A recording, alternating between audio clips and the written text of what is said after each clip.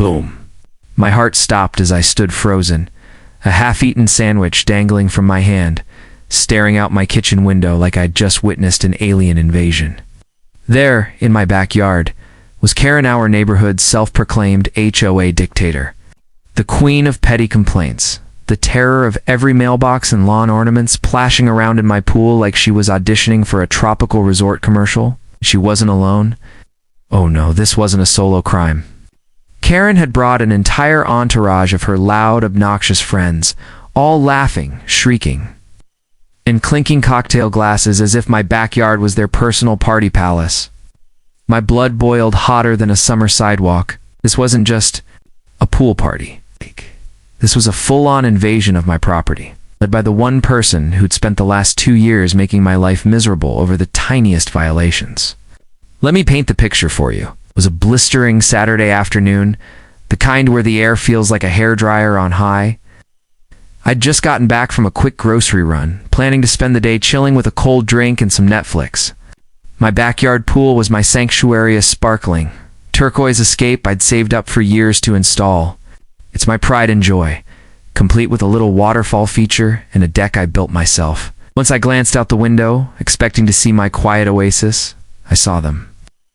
Karen, in a garish floral swimsuit, was holding court like some kind of suburban Cleopatra, barking orders at her friends to keep the floats away from the jets. Her posse, 5 or 6 of them, all decked out in sunglasses and floppy hats, were sprawled across my lounge chairs, sipping margaritas and blasting music from a portable speaker. My portable speaker, I realized with a jolt, which they'd apparently found in my patio storage. My mind raced. Karen, in my pool. This was the woman who'd sent me a certified letter because my fence was 3 inches too tall. The woman who'd once measured my grass with a ruler to prove it was non-compliant with HOA standards.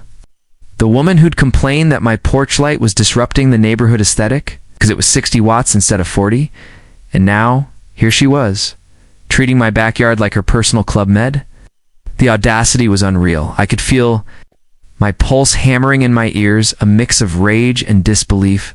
How did she even get in? My gate was locked, or so I thought. Had she climbed the fence? Picked the lock? Bribed a locksmith?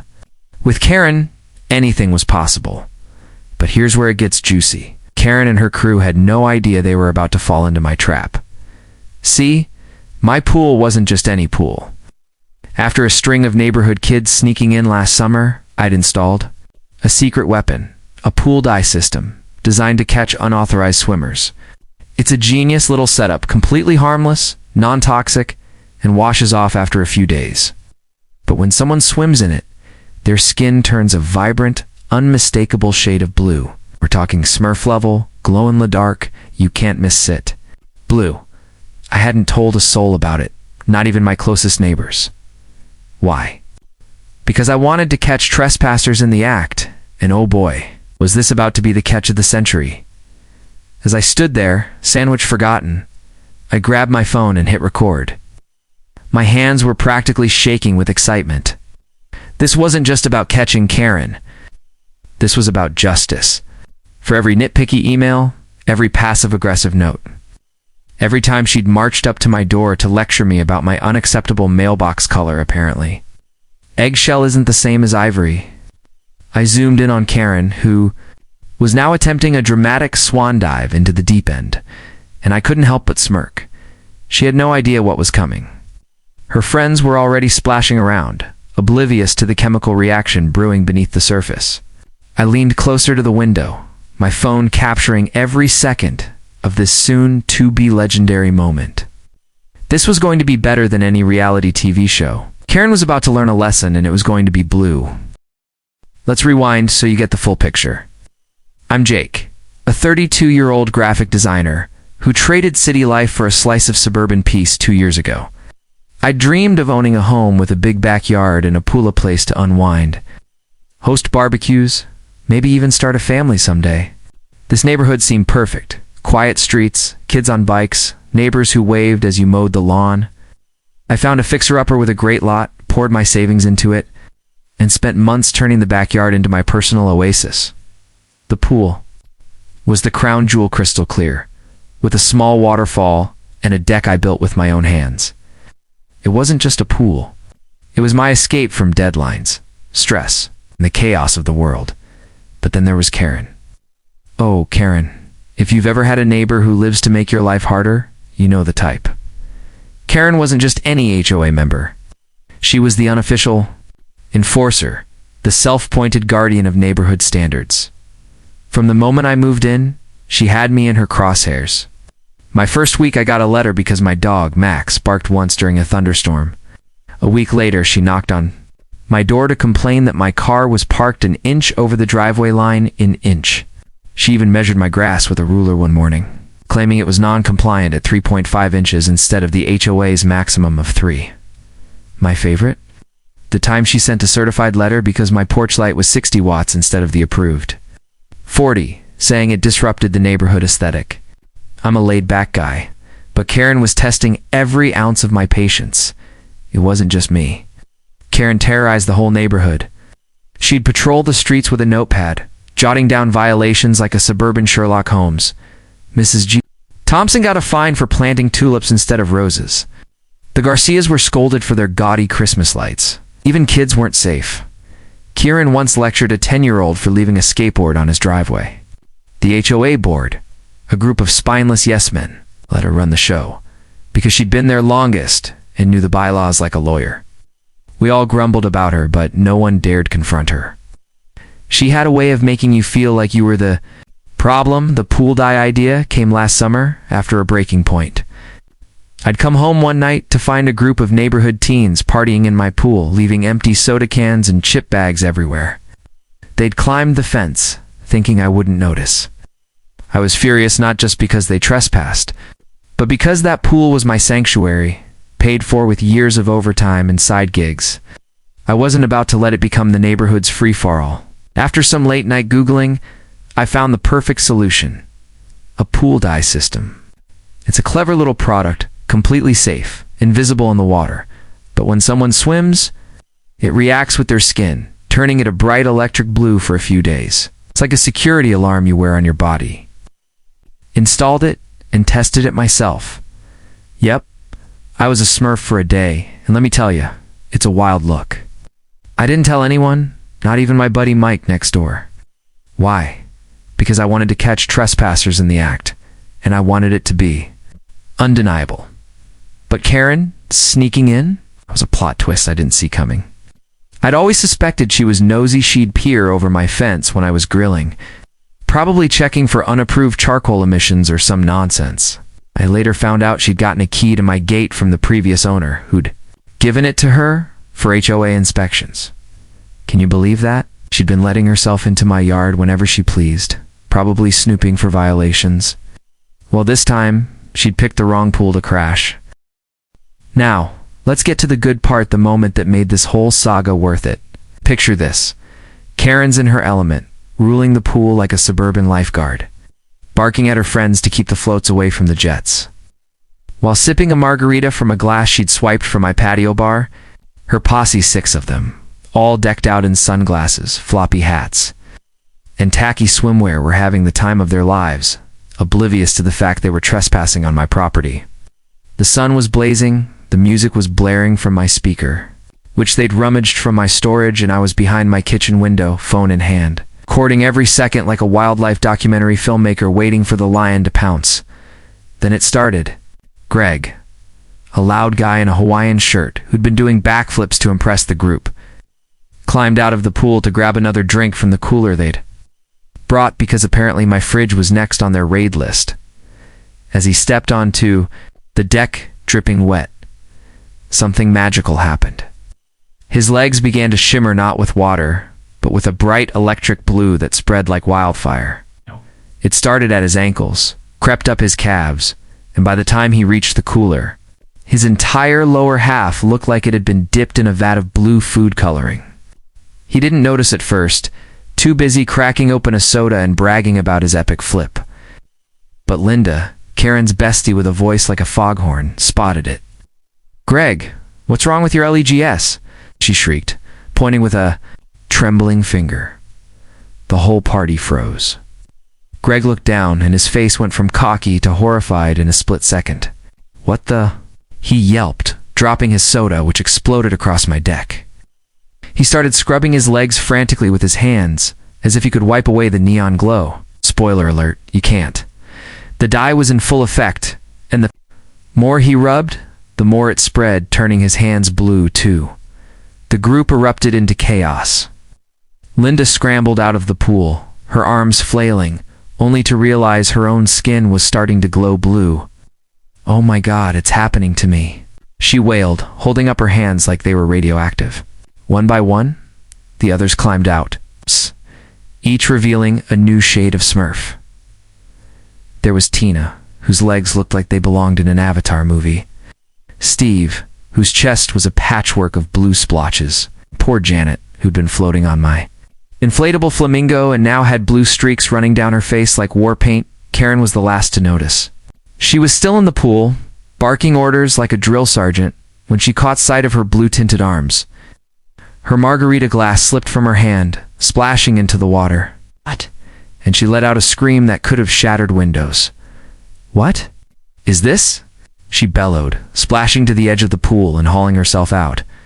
As she stood on the deck, dripping and furious, the dye worked its magic.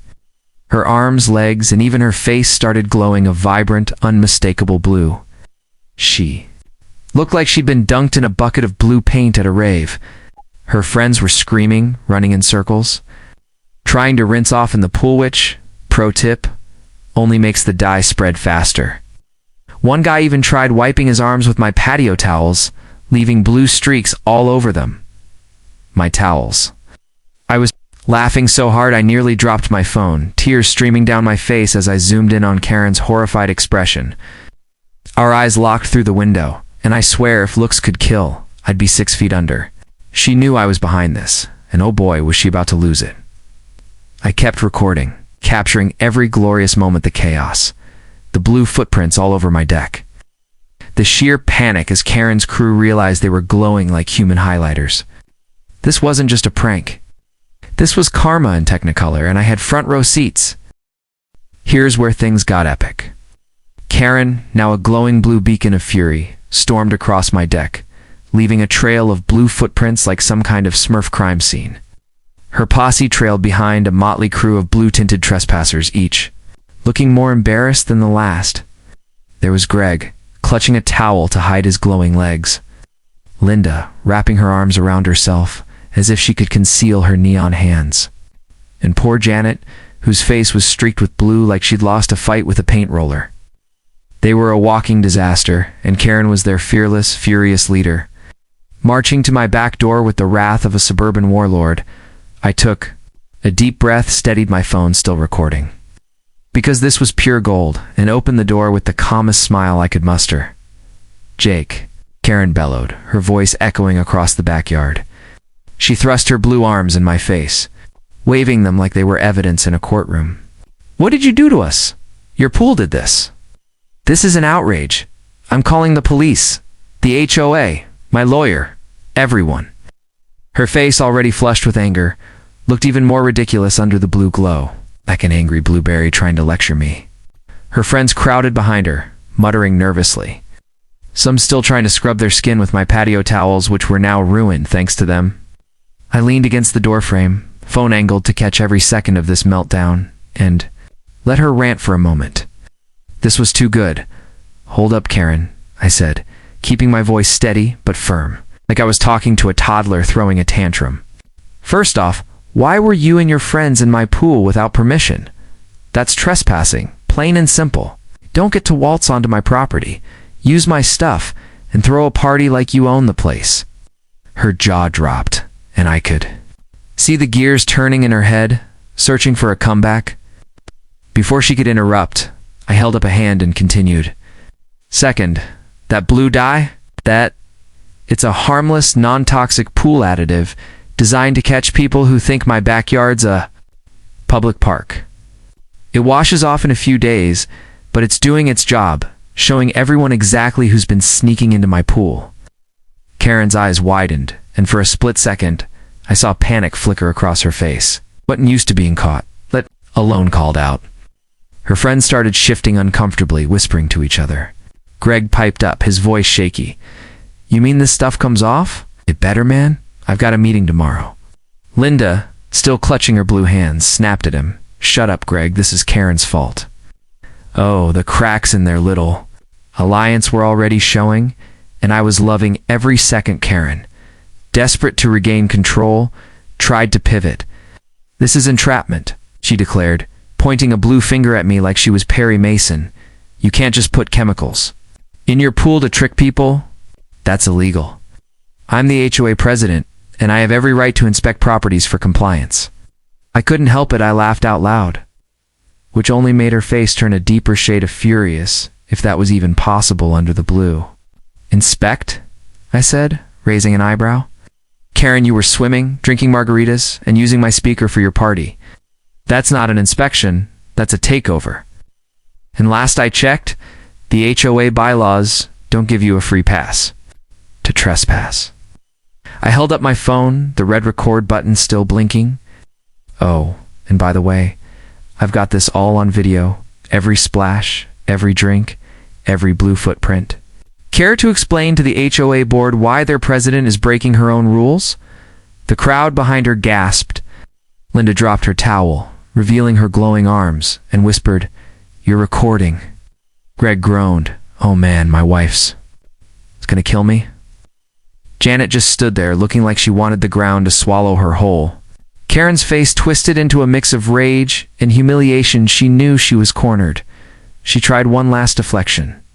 This is your fault, Jake. Your pool shouldn't even be here. It's too close to the property line. She spat, grasping at straws. I shook my head, still grinning.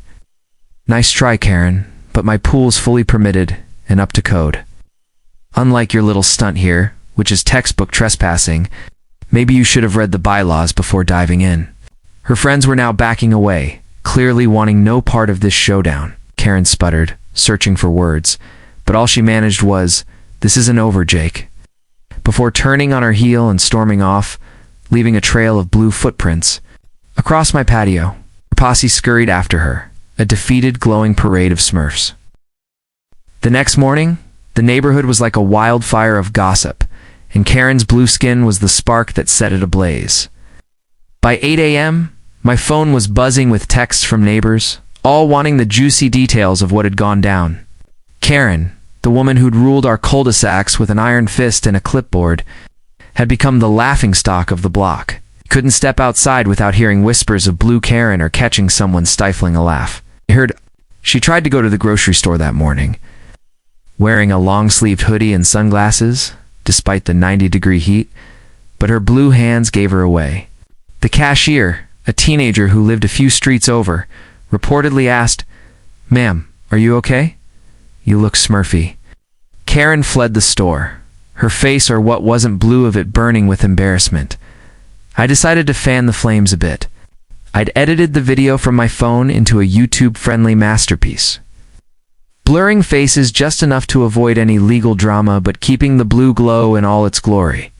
I posted it to our neighborhood's private Facebook group with the caption, When the HOA president throws an uninvited pool party and gets caught blue-handed.